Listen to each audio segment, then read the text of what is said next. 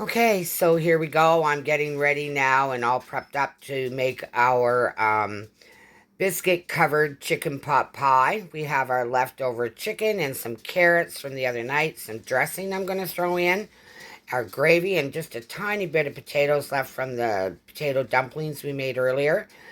And I have a few edamame beans, some green peas, and some corn. I'm going to do those up. Put it all in my nice big cast iron frying pan, add the biscuits, and we'll bake it up. I'll be back. Okay, so here we are. We're going to start getting our chicken pot pie with country biscuits ready to go. And so first of all, I put a tablespoon of oil in my pan. And over a medium-high heat, I'm going to heat that up. And once that's all heated up, we're going to add our leftover chicken that we had a couple of 3-4 nights ago. I'm going to add the leftover carrots. I have 2 cups of chicken stock. I have a mixture of frozen edamame beans, corn, and peas, about 2 cups worth. And then I have a good teaspoon of thyme, a teaspoon of onion powder, and I didn't have any celery in the house, so I took some celery seed and put it in my mortar and pestle and gave it a go. So we'll add that. And then what we're going to do in the end is we're going to use our flour and our chicken stock to make a nice gravy. Okay, our pan's getting hot, so we're going to throw in our chicken. Kind of cook it for 6 to 8 minutes till it's nice and golden brown. Let's get it all in there. There we go. And that takes care of that. I'll move that away. Get my spoon. And for 6 to 8 minutes, I'm going to, like I say, let it brown. Get all nice and golden. Then I'm going to remove it. And we're going to do our veggies. Okay, so our chicken's been in for, I'd say, about 6 minutes. And it's nicely golden, so I'm going to remove it from the pan. As soon as I have it out, I'm going to add in our frozen vegetables. And I'm even going to throw in a little bit of stock just to help them out a little bit. And we're going to cook them for 2 or 3 minutes. So, let me just get all that out of there. Try not to throw any treats for the dogs on the floor. There we go. Alright, just about there. Last few bits. Alright, I'll set that out of the way. There we go. And like I said, I think I'll just throw in a little bit of our stock here. Just give the veggies something to get started in.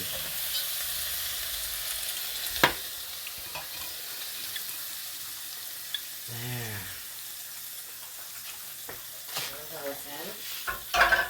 And then we're going to throw our spices in.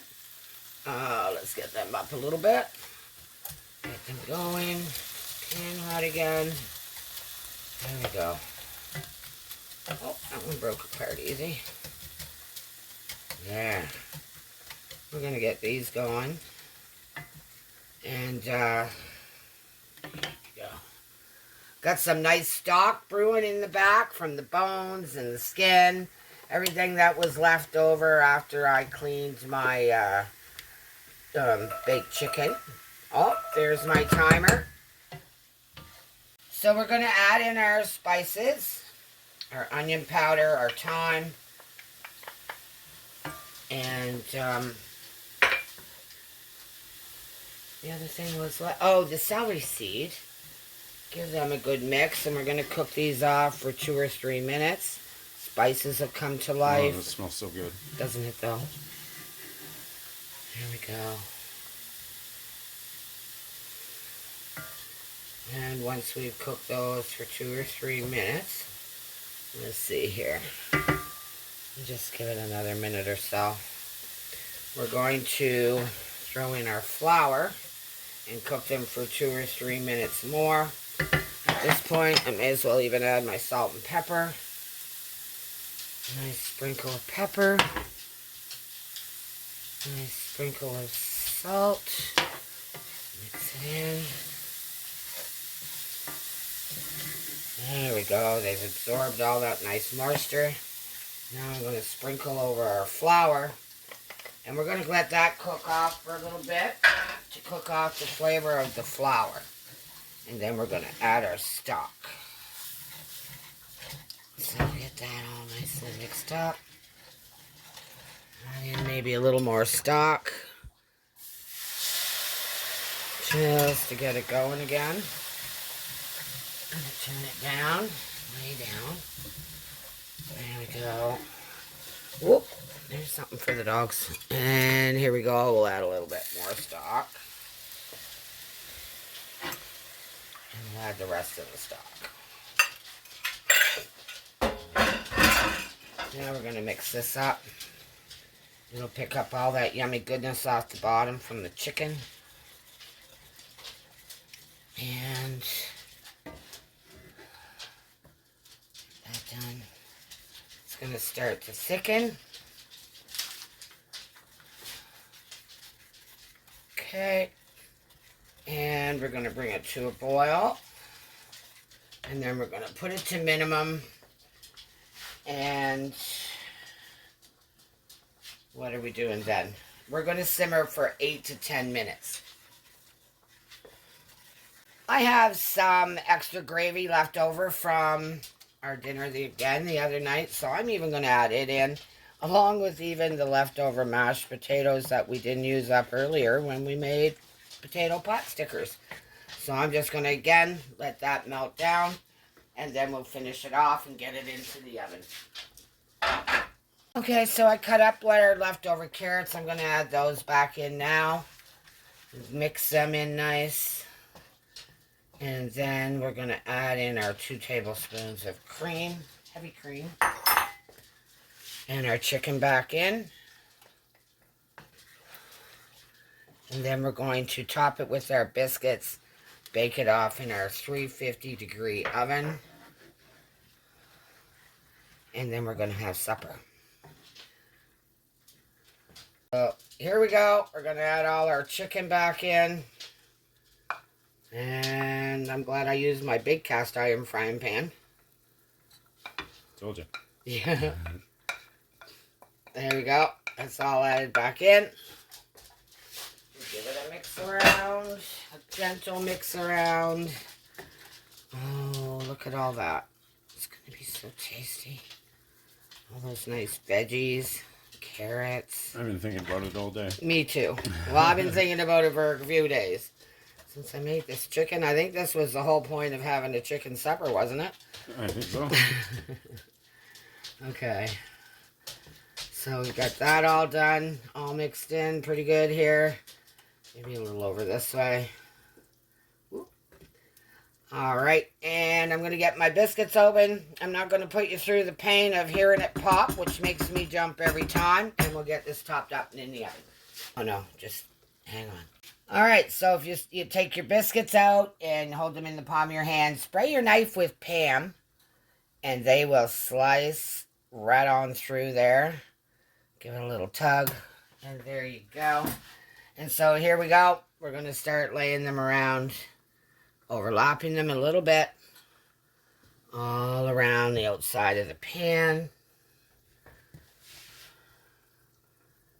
Oh, and then I've got an egg over there, just gently whip through with a fork. Oh, I think we're going to have a few for the middle, even. One more. There we go. And look, we've got 1, 2, 3, 4, just to get even a little more fancy. So then we take our egg wash. And we want them to get nice and golden brown. So just give them a quick go around with that. No water, no milk, just straight egg. Use a fork to whisk it up a little bit. There we go. And almost there. Good. Now we're going to pop this into a 350-degree oven for 25 just 30 minutes. And we will be having supper alongside of our cranberry orange relish. Oh, and here we are, fresh out of the oven, still bubbling away around the edges. There you go. That golden crust on those biscuits. All the nice veggies showing through. Our cranberry orange relish that we made earlier today. We're going to give this a few minutes to cool because it's really hot. And then we're going to have our supper. Okay, here we go. And Ian has decided he wants 4. So I'm going to give it a nice little cut right there. And maybe we'll do it in 2 portions. And there you go. Look at that. Oh. So we're going to do that there. Here's your other bit. Oh my goodness. Get that on there. And we'll get this on there for you. How's that look, hon? Awesome. Yeah? And we'll get you some relish going here. Yes, please. We like this stuff. How's that? Perfect. More? No, it's good. Okay. And that's what our supper looks like tonight. All made from leftovers. Couldn't be any more delicious. So our cranberry orange relish has sat for a little bit and it is absolutely delicious. Sugar's all melted in. So I got a nice bottle for the fridge to have with leftovers for the rest of the week of our chicken pot pie. And a little container for the freezer. And we'll start with our little crystal bowl tonight and see how far that gets us. Looking forward to supper.